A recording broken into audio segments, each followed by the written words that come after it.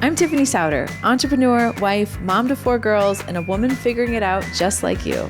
If you're tired of living a life of have to and finally ready to build a life of want to, then you're in the right place. Come on, let's go build your life of and.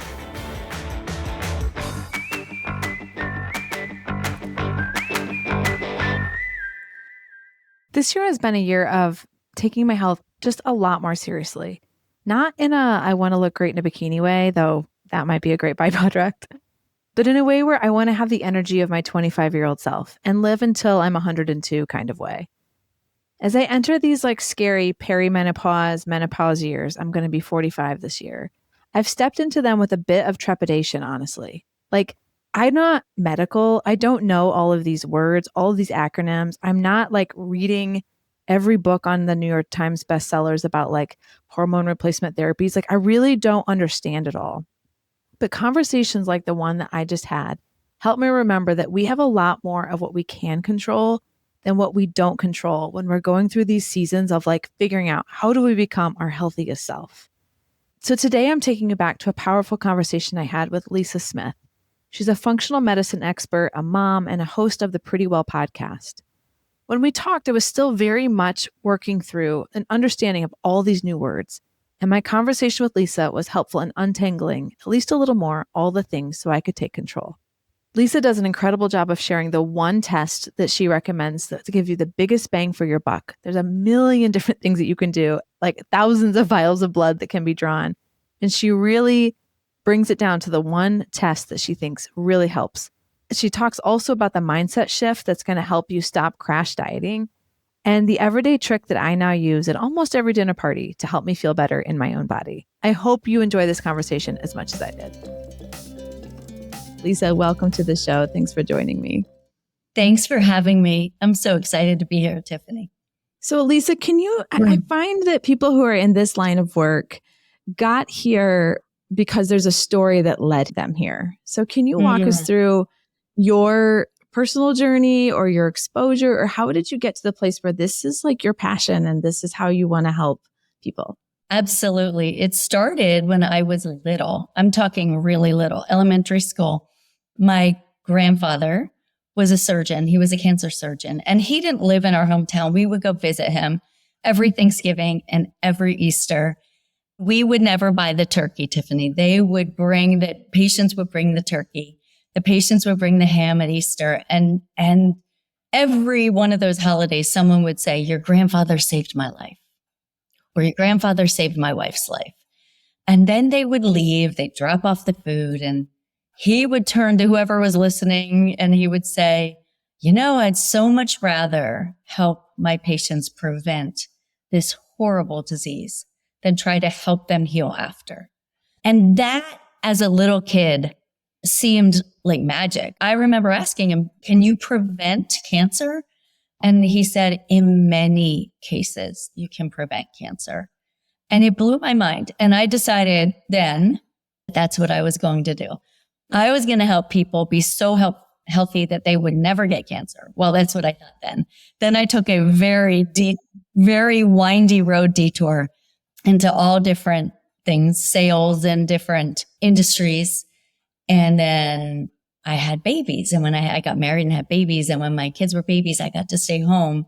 And I started realizing that my passion was still to have a private practice and help people be their healthiest that they could possibly be. It broadened beyond cancer because looking at our society, there's so much chronic illness beyond cancer that we can help with, that it just became my single-minded focus in terms of what I wanted to do for a living. So I started doing all the research. I went back to school. I got a couple more degrees and then a couple other certifications, and then became a dietitian, and I opened my practice. And then I started seeing clients and saw massive transformations in life just through some very simple changes.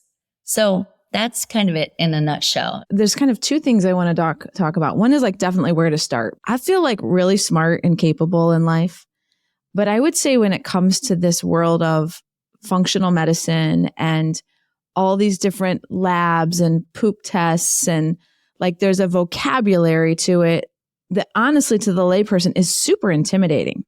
And there's like all these things, and then you think you figured it out, and then you learn about different qualities of vitamin. Like it's been described to me that I need about a thimbleful of information on any one topic. And this is not a thimbleful topic.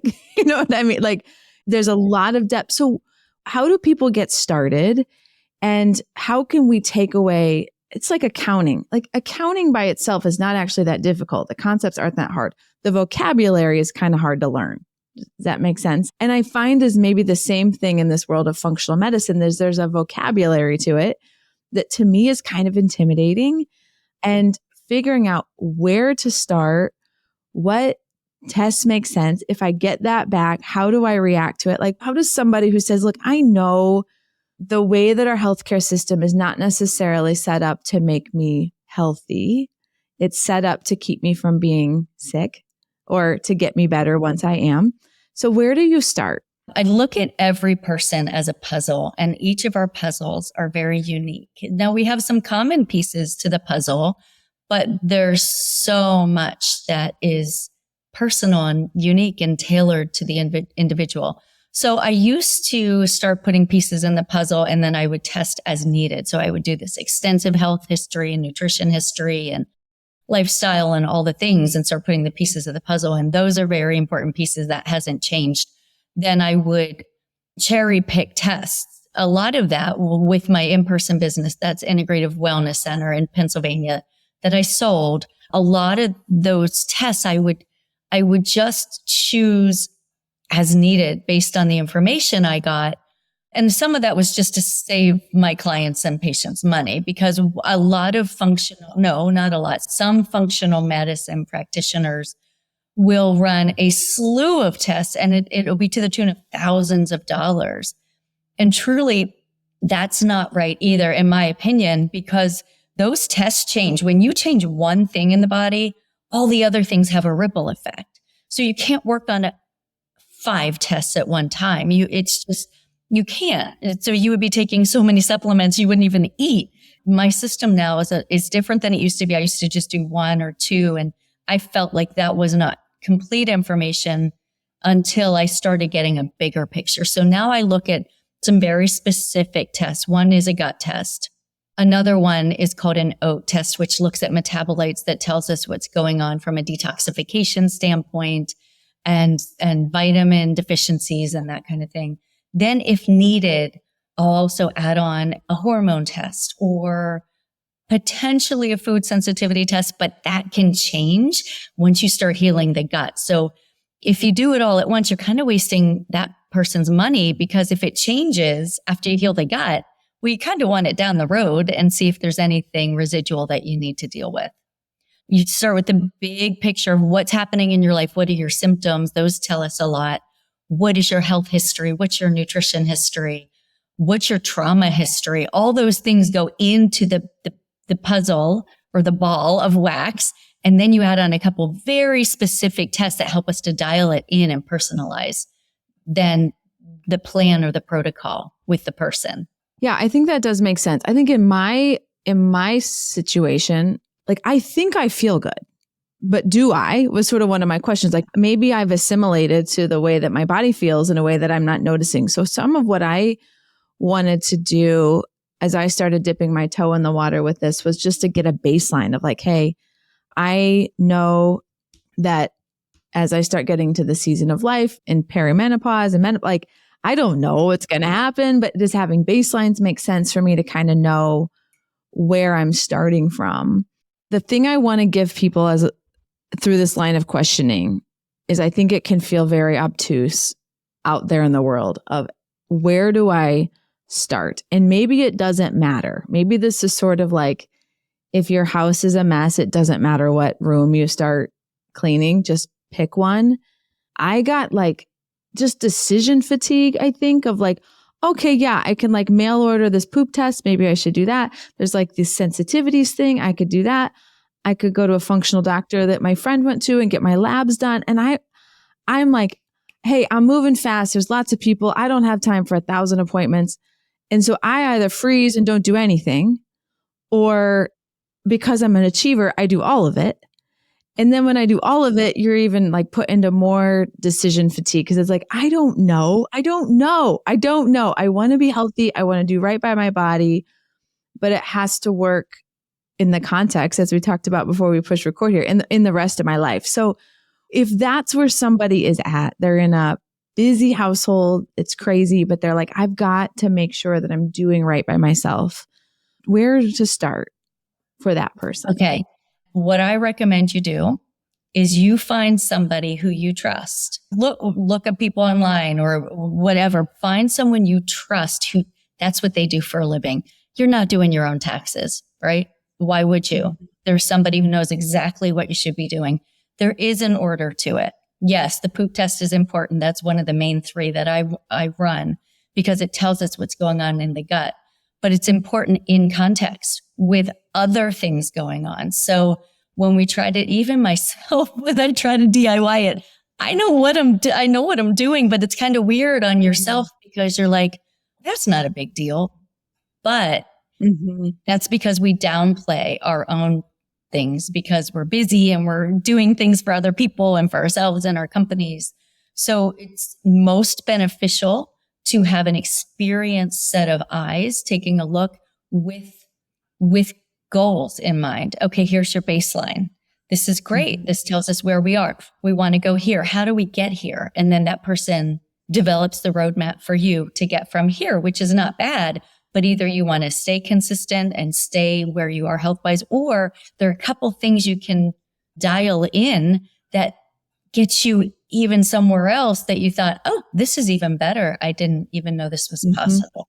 Help us be wiser, Lisa. If we're going to go out and find people that we think look good on the outside, what are good questions to ask?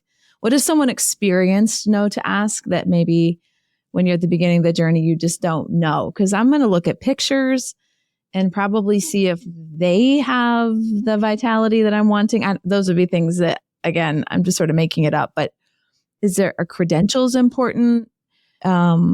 Years of experience? How do you think about that? So yes and no. Credentials matter in one sense and not in another sense. So it matters that that person is passionate. So like you said, you're looking at them and you're seeing, are you really passionate about this? Credentials in the sense of what kind of training have you done in functional medicine, holistic health? What kind of experience has that person had? And you have to be a little careful. There are people who will say they have experience that they don't. In the town I moved from, someone started brand new in my field and said that she had helped hundreds of people around the world. I'm like, wow. In 6 months, that's a pretty tall order, so you just have to be careful because people will say things. So you look at reviews, you look at what they're posting, you look at their website. Are they certified in functional medicine, or what is their education? Do they have master's degrees? That doesn't matter. You're looking for some combination of, do they have master's degrees, or do they have a doctorate, or do they have a functional medicine certification? Did they used to be a chiropractor and they pivoted to this? Were they a dietitian or a nutritionist? Were they something else in the community, the medical community, and they decided to pivot to this because they're passionate? And often what I look for is, what is their backstory? Did they have, almost everyone who's really passionate in this field has a story that they have been through some pretty dramatic health things, and they've walked themselves through it the hard way, and it's taken them a long time and lots of practitioners until they put it all together. And now they have something proprietary that is really effective. So I look at those things. And then the other thing I look at is, what are they charging you for what you're getting?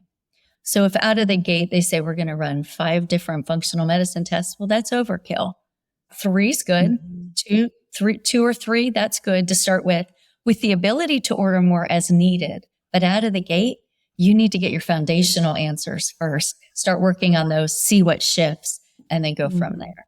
What are the biggest challenges you see your clients or patients have when they're getting started or trying to implement? Like, what gets in the way?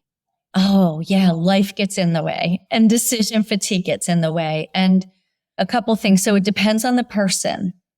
Different people. Some people are just hard chargers. Some people come in and they say, you tell me what to do and I'm going to do it. And they do it. And that's that. Everything else be damned. Like, I'm staying the course.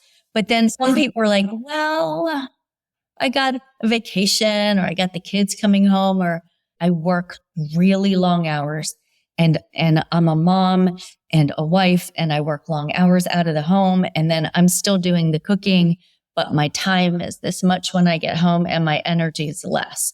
So real things in life, it just depends on the person. And then some people, this is really interesting. Some people, just like New Year's resolutions, they start out of the gate and they're going strong. And in a month, their follow-up consultation, they're like, I feel great. This works. Like, it's changing my life. Then in 2 months, they're like, well, I kind of fell off the wagon. I got tired of doing it. And sometimes that's an identity thing. There's some self-talk involved there that says, I'm just not motivated. I'm not driven. I'm lazy. And those are not truthful, but they've been ingrained in the brain as patterns. And those we need to unpack and then and address and rewire, so that, no, that's not your identity. You're not stuck there. I can relate with being a very energetic starter and not always quite a passionate finisher, for sure. I have found one of those areas where ultimately there's like a cosmetic result in that your skin looks better and you feel better, but it is about little decisions over long periods of time that are very sustainable is the name of the game here. This is not Botox and fillers, It's not a convenience thing. I have had to look at and be like, I want to be healthy for a long period of time. This is me being kind to my 64-year-old self. This is me being kind to my future self, so that I've laid a lot of really good groundwork instead of waiting for some kind of a crash in my body or a bunch of adrenal fatigue, or I don't know, and the discipline of that is not my natural wiring. Yeah. And so I do think you have to get to a place where you're like, I'm taking this seriously and I've got to put some traps in place so that it remains that.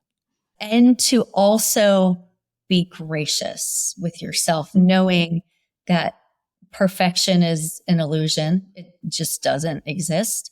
So to know, you know what? Okay, I fell off. I love the saying that says, well, I blew it for lunch today. So I blew it with my diet today. I don't prescribe diets, but let's just say I blew it. So that means I just might as well eat whatever I want for the rest of the week. Is like saying, I dropped my cell phone. I might as well just stomp on it. You just pick it up. It's okay. Yeah. It's all right. Yeah. And you didn't necessarily blow it. You chose to have pizza and Coke for lunch. It's not a big deal. Like, is it what you wanted to do? Maybe not. But does it matter in the long run? It really doesn't. You can go home and make a beautiful salad and have some grilled chicken and throw a sweet potato on there, and you can pick the phone back up and move on. I think with that freedom, when we stop like self-shaming, we let ourselves take a deep breath and go, it's not that big of a deal. It really isn't. It's a big deal if I do it for the next 3 months. Then, okay, my trajectory is going the opposite way that I wanted to. But now and then, no, it's not. And so for years, I taught a 13-week weight loss program that I wrote, and it was amazing. And people got because it addressed more than food. It addressed all the things, stress and sleep and hormones and lifestyle and all self-talk. And I found that often it would go over a holiday like Thanksgiving, right? And people would be like, well, I would say, okay, Thanksgiving's coming up in 2 weeks. What are you going to do? Are you going to eat the pumpkin pie or are you not? And people would look at me like deer in the headlights, like, is this a trick question? I don't know what I'm supposed to say. And I'm like, of course you're going to eat the pumpkin pie. Thanksgiving comes once a year. You're going to do all the things. You're just going to do maybe not like the big plate you did all in the years past. You're going to start with smaller servings of everything. You're going to decide what you want to have seconds of because it only comes once a year. Same with a birthday or Christmas or whatever. But I also think that can become an excuse because we are in a Hallmark world where there's like not 21 days that can go by without something needing to be celebrated. And I have had to learn that because I love to be fun and have fun and to kind of decide which ones are my holidays, so to speak, and which ones can I go and have fun, be fun, but those aren't necessarily my holidays to indulge in. That's a good point too, because, I said that as a blanket statement, and it doesn't work in two situations. One is just like what you said, is if everything's a holiday and everybody's birthday needs to be celebrated and all the things. And the other is there are some people who say, I'm all or nothing. And I can't be that person who has 3 squares of dark chocolate at 3 p.m. and then that satisfies me and I'm done. I need the whole bar and then I need the ice cream on top of it. So we have to know ourselves. That's where we really personalize it. Because if it's someone who says I'm all or nothing, well, then what we have to do is provide other options. And this is the same even with, the every holiday situation that you brought up, is find your substitutes that let you feel not deprived, but that still fit into your framework of these are still my healthy choices, but it allows me to feel like I'm having something special when everybody else is eating cake and ice cream, but it isn't necessarily that. I have a recipe I love for almond flour chocolate chip cookies, and I use stevia sweetened chocolate chips, the Lily's brand. They're really low sugar. They don't have flour. They have almond flour in them. I'll make a big batch of those when there's something special going on. And then we have to be gluten-free in my family, but it gives us something special that, I'm still enjoying dessert. I'm just not enjoying the same thing, but I'm still in the celebration. My silly one, I go to a lot of events for work and personally, and I love that. I love to get dressed up and go places. And I love to hold a glass. Like, I love to have something to hold. It's like social. And so like holding nothing feels very weird. And so I have learned putting club soda in a wine glass with no ice gives me the same sensation as a white glass, like a glass of white wine. I don't actually really need the wine part, like at all. Yeah. But the glass is very feminine. I like the whole, literally, it's like I had wine all night long. And I have learned it's so silly. It's like tactile. It makes me feel connected to the experience in the way that I want to. And it's just club soda. Like, who cares? So I have learned to just kind of be a little bit picky and order it like that. Like, I want a club soda, no ice, in a wine glass. And that's how I'm going to do my evening. So it's like silly, but it's helped me be relevant to the environment without feeling like I've got this glass with all this ice on it that gets wet. And then I have a napkin around it and it's like sweating. I hated all that. Yes. Again, it's so stupid, but it's like how I've solved for the fact that I want that to be my life. I don't want to say I don't want to not go. That's an ideal example. It's that thing. It's figuring out those things for us each individually that says, I don't have to restrict. I just need to shift. What am I choosing? But I still get to choose. And I still get to have fun. So actually, Lisa, you mentioned your kids and the cookies. I'd love to know, as you were raising your kids and you have all of this knowledge and context for functional health and nutrition, what was important for you to teach them as they're launching into the world of college and pizza at 2 a.m? That's part of it sometimes. What's important for them foundationally for you? And how do we think about that in our own families and their education with nutrition and understanding their bodies? Yeah, I got lots of pushback when they were growing up, because I remember one of my kids saying, when do we get to be normal? And I was like, hey, normal's overrated. You get to be normal when you're 18. Until then, we're doing it this way. But the things that the big rocks in the jar that I put in when they were kids was that we really focused on real food, not a lot of processed, we didn't do tons of different chips and candies and sodas. And so not the ultra processed foods, not that we never did them. We did. Even now, do I buy potato chips? I do. I have potato chips around for whoever wants them, but I buy Siete brand that uses avocado oil and I know every ingredient, and then it's a treat. So it's not like we didn't do treats, but I was very selective about what those would be. We primarily focused on whole foods, breakfast, lunch, and dinner. And then our snacks would still be they will still laugh about this.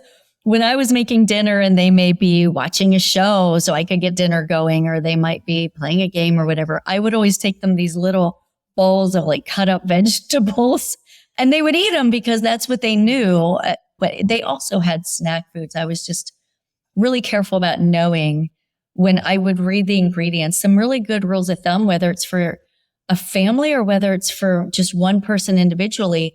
make sure that you know all the ingredients in the ingredient list. If there are chemical names in there that are this long and they're all consonants with a couple vowels sprinkled in there, if you don't know what they are or how to pronounce them, don't eat them. They're not food and they're not good for your body. Your body knows exactly what to do with protein, carbohydrates, fats, water, vitamins, minerals, knows what to do. But when you start throwing all these toxins and chemicals and things in that the body was never meant to process, oftentimes those things will get stored in our fat cells. You know, the body will try to break them down, but sometimes the body just stores them. And so then we're carrying more toxins in our body that's being sequestered away. That was my big focus. And then the other thing that I focused on was making sure they got protein at breakfast, lunch, and dinner, because nothing spells meltdown like giving kids pancakes and syrup at 8 a.m. By 10 a.m., there's fighting, there's crying, there's all the things are falling apart. So yeah, you can have your pancakes, but I want you to have eggs with that, or I want you to have like one egg and a piece of sausage with that. I want you to have some kind of protein that's going to keep that blood sugar from spiking and crashing and all of the things that go with crashing blood sugar that nobody wants in their house. I have learned my kids will eat what they can see and reach.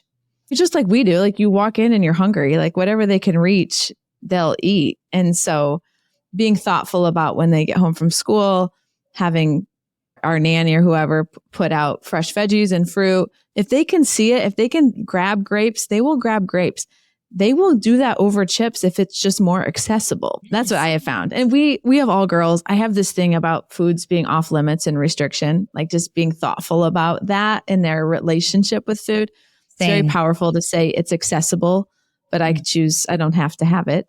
So that's a little bit of a side thing on it not being eradicated from our household, because I want them to be able to be around it and be like, yeah, that's a treat. That's cool that that's there every single day. I don't need to have it every single day. So I completely agree with that. And because I was always afraid of restricting things and then causing there to be tension with certain foods and then some disordered eating choices. That was always a concern of mine too.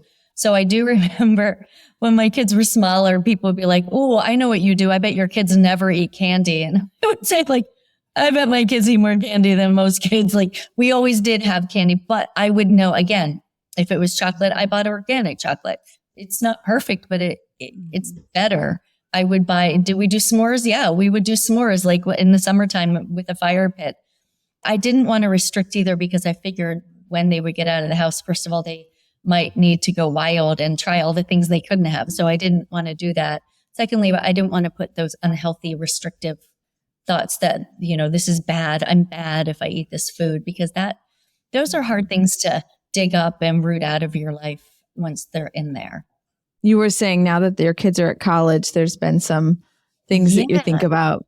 Yeah. So the protein thing has served them so well. One kiddo is off campus, so she's cooking for herself, and one kiddo's in the dorms, and they both are like, yeah, no, I have to have my protein in the morning. They get to choose whatever that is, what that looks like. They both are like, no, I feel so much better if I get protein at breakfast, protein at lunch, protein at dinner. I'm just even. My energy's good. I think clearer. It's really cool how that is carried over. And now they both laugh because they're like, ugh, what have you done to us? Like we lecture our friends about what they should be eating for breakfast. Like, oh no, you don't have any eggs in that. You got to get some protein. They're like, we're like these little parents. And I said, no, your friends are going to thank you for that. Early. They'll be thankful in the long run. They will feel a lot better. Yeah. Totally. Yeah. Yes. I always like there to be just like something really relevant and actionable. And so we're recording this on a Monday morning. Our family had a massive weekend. Our daughter got baptized. It was so special. It was tons of family in. We had like 70 people at our house last night. You know, and as people do, they stay, which we love so much.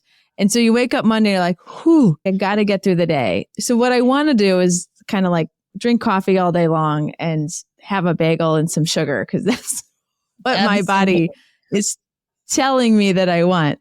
But in a day like today, like use me as the patient. If I was calling you, Lisa, and we're working together, and it's like, hey, how do I set myself up for success on a day like today when my body needs to do the day? I need to. It's Monday. We've got things I need to do, but it's tired. How do I respect that and fuel it well and set myself up for as good a day as I can have on a day like today? Because busy households, this is how it rolls sometimes. So what's your advice? So the first thing I ask, say you're my client, Tiff, and I'd say, do you like protein shakes? Do you have any at home? Do you like them? If you do, I would say make it easy on yourself. Make sure it's a good, clean one. I coach people on how to figure that out. Like, what's a clean one? Don't just go to the big box store and buy them. They're full of junk. Right now, I'm using one called Aura Organics. It's ORA Organics. Okay. It's super clean. I love it. Another great option is True Vani. Vani Hari, who is the food babe, she has her own line, True Vani, TRUVANI. Okay. Very clean. Those are two great ones. I have probably 4 other ones that I really like as well, but I always have them on hand. And so do my kids and my husband.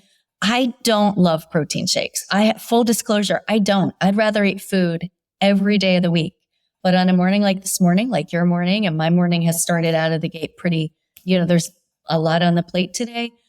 It's just simple. And I promise you, I feel better all day long. Because if you get the right amount of protein in the morning, your cravings just come right down. The cravings are often driven because we have these blood sugar spikes and crashes. Then your brain is saying, I need fuel. And the quickest, cheapest fuel is sugar and fat. So it drives those cravings, right? For sugar and fat, simple carbohydrates and fat. And so even, great example, you coming off this big weekend, your brain is saying, I need sugar and fat. A bagel turns to glucose pretty quickly, right? When you eat a bagel and then say some cream cheese or something on it, that's comforting and it's fuel. So I wouldn't say don't have it if you really want it, but I would say make sure you add some protein on with it. So for me, busy morning, I get a protein drink in, or I'll make scrambled eggs a couple times a week and I'll throw feta in or kale, some kind of green arugula, but I'll make like a double batch and I'll put half of it in the fridge and I'll nuke the rest another day. Just super fast, makes it simple. And then I have some really good recipes. One is like egg bites, like the Starbucks egg bites, but you can make them you can make them at home and freeze them, pop them out and grab those on the road. So my first question for people is, what do you like? If someone says, I hate protein drinks, then I'm not going to tell them to start with a protein drink. I'm going to give them food options that are readily available that they can grab and go and run out the door. So on a tired day, start with protein. Yep. What else do we need to do today? Yeah. So I would start with protein. I would enjoy that coffee or tea to get the brain waking up. Get things going. Check. Yep. Get things going. Yeah, I would. And then as you plan out your day, I would plan breaks into your day. So if you have a very busy day, if it's a day that you're working at your office for long stretches, make sure to set a timer on your phone, get up every hour and walk around. Make sure you're hydrating, make sure you're getting good filtered water, and then make sure you're getting that blood moving every hour. That's a good idea. And it would also just give me something to look forward to. Like when you're sluggish, it's like, okay, I'm going to move my body for 7 minutes and come sit back down. Exactly. Whatever it is, whether it's a quick walk, whether it's some squats, whatever it is. I would also recommend you throw a little deep breathing in there because that's going to bring the cortisol down. The cortisol is that main stress hormone, and deep breathing. This is so cool. There are in the bottom of you can't see me, the bottom of our lungs. So our lungs go from pretty much our collarbone way down to our lower abdomen. And just in the very bottom, there are specific oxygen receptors that aren't anywhere else in your lungs. And when the oxygen hits that very bottom part of your lungs, it switches you out of fight or flight into rest and digest. So it brings that cortisol down immediately. It's a biochemical hack. It's a biohack. So I would say make sure to work a little bit of deep breathing, even if it's only 10 breaths of box breathing, it's effective. So protein, get your coffee or your tea, get some activity in there just every hour, some deep breathing, some good hydration. And then what do you love? If you love some kind of music, I would at lunchtime or at some point in the day, turn on a song or two you like that'll re-energize you. And then have something to look forward to at the end of the day, whether it's having that club soda and hanging out, debriefing your day with your husband, or you like to cook together, just something to look forward to at the end of the day that you're grateful for. And then recap what one thing from the day that you're grateful for. Well, it feels like the best reason to be tired. So I feel it was a really special weekend. And so thanks, Lisa, I'm going to do those things. I do feel like I was very aware driving in. I was like, okay, I'm going to talk to Lisa today. All the things that my tired self wants to do is going to it's going to give food to the wrong things. And so how do I create this pattern interrupt for myself and say, nope, how do I feed even my tired self so that I can, I don't want to say like be my best today, but like give myself the greatest opportunity to have a day that I'm not fighting myself. So thanks for that advice. Lisa, I know you're starting an online practice. And so if someone is at a place where they're beginning their functional health journey, how can someone find you and better get access to your help and some of your advice as well? Absolutely. So the first way is through Lisa Smith Wellness. It's lisasmithwellness.com. That website is just being launched. So if you see anything glitchy, hang in there. It'll get cleaned up, but we're just working through it. Just started last week. So it's coming together. Just still has a little bit of a ways to go. So the ways to work with me will be on a wait list right now until I get everything laid out and get the foundation down. But I already have the programs and packages. It's just putting all the pieces together so it's done well. And then the second way, just for great advice, much like this fantastic podcast that you host, I have the Pretty Well podcast. And the mission of Pretty Well is to give, in any given episode, to give listeners at least one thing or multiple things they could take away. And you said it earlier, Tiffany, do small steps consistently and they're life-changing. So the mission is every single episode would have at least one small step someone could take away today that could be life-changing if they did it consistently going forward. Awesome, Lisa. Well, thank you. Thanks for blessing my day with this conversation and giving me some ways that I can show up a little better for myself, which means I can show up better for the people around me, which is really, I think, the goal in life.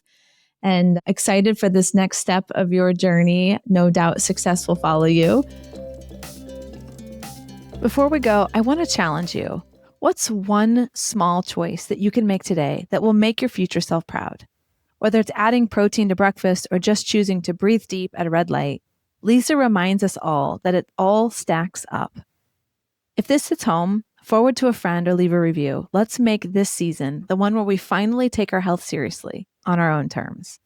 Until next time, keep living your life of and. Thanks for listening. Thanks for listening to The Life of And. This is your weekly reminder to keep making bold choices, saying clear yeses, and holding space for what matters most. As always, if you like this episode, I'd love for you to drop a review and share it with your friend. It's the fastest way that we can grow the show. Thanks for joining us. I'll see you next time.